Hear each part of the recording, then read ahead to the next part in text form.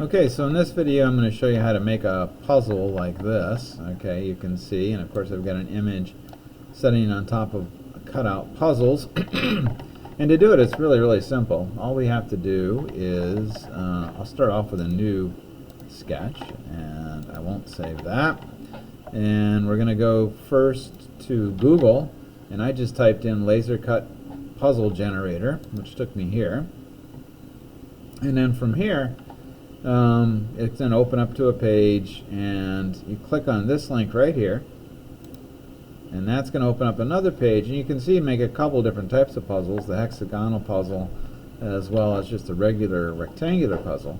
And I'm going to go with a regular puzzle, and if I click this, it gives us the puzzle generator. And I don't want to have that many pieces. I'm going to make mine quite a bit smaller. I think I'm going to make it 10 pieces by maybe, I don't know, 7 pieces. And I also know that my picture is not of this exact shape. It's going to be more like this shape. So I'm going to make mine 270 by 200. And then we can play with other things. You can rearrange how your pieces are seated, in other words the pattern, by sliding this, and you can see it'll change the pattern design. And then we can also change the tabs. I like the tabs to be a little bit bigger, a little clunky. And then we can do the jitter, which is going to change the curvature. You can get crazy with it, but eventually what happens is sometimes you end up with pieces that are so close together they might just break off. So I don't recommend going that far. Keep it something like that. Okay. And then you just download your video. I'm sorry, download your puzzle. So I've got it downloaded.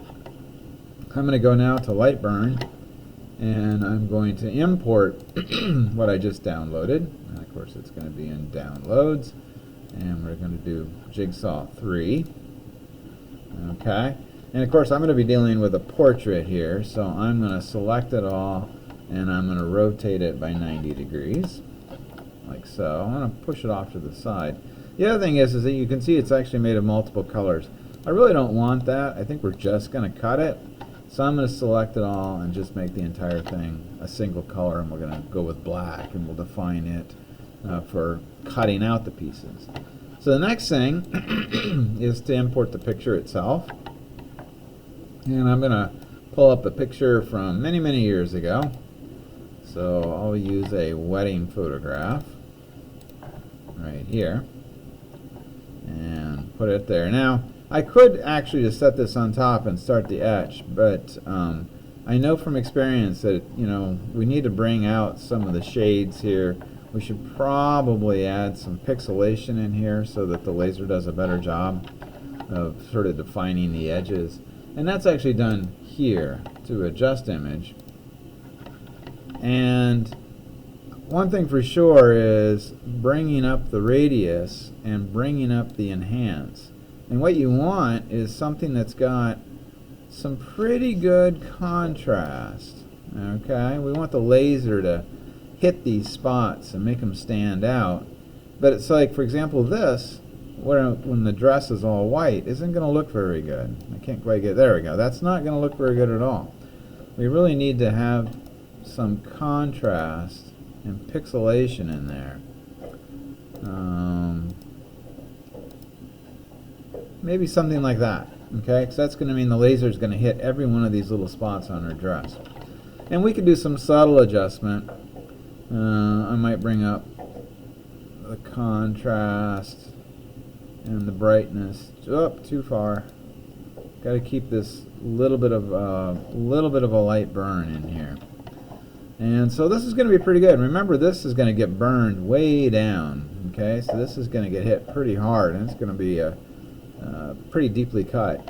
And so will this section of my hair. But I think with these patterns, this is not the best picture to work with, but I think it's going to be okay. We'll go ahead and run it. I'm going to say okay. And the next thing to do is simply to fit it on there. So I'm going to leave a little bit of an edge, and I'm going to squeeze myself down, make it look like I've lost some weight, and fit it in. And there you have it. So the last thing to do, I should actually make this picture. I've been using magenta for doing an image etch, and it would always be a good idea. We should really etch it before we cut it. So I'm going to take this and move it up. Come on, move it up. There we go. So that means the laser is going to etch the image before it cuts out the pieces. Alright, so hopefully that was useful, and I'll see you guys again.